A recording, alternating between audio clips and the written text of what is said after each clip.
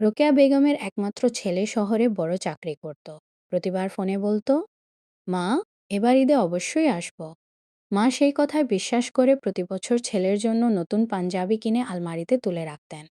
কিন্তু ছেলে আর আসতো না। 1 বছর, 2 বছর, 3 বছর, আলমারিতে জমতে লাগলো নতুন পাঞ্জাবি। পাড়ার মানুষ বলতো, খালা, ও তো আর আসবে না। রোকেয়া বেগম শুধু হাসতেন।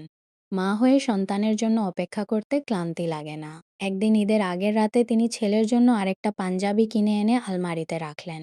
কিন্তু ভোরে আর ঘুম থেকে উঠলেন না। ছেলে খবর পেয়ে ছুটে এলো। মায়ের ঘর গুছাতে গিয়ে আলমারি খুলতেই থমকে গেল। সেখানে সারি সারি ঝুলছে 7টা নতুন পাঞ্জাবি। প্রতিটি পাঞ্জাবির পকেটে একটি করে কাগজ। এটা প্রথম ঈদের জন্য, এটা দ্বিতীয় ঈদের জন্য, এটা তৃতীয় ঈদের জন্য। শেষ পাঞ্জাবির পকেটে লেখা ছিল, বাবা, এবার যদি আসো আর আমাকে না পাও, মন খারাপ করো না। আমি প্রতিটা ঈদে তোমার অপেক্ষায় খুব সুখেই ছিলাম।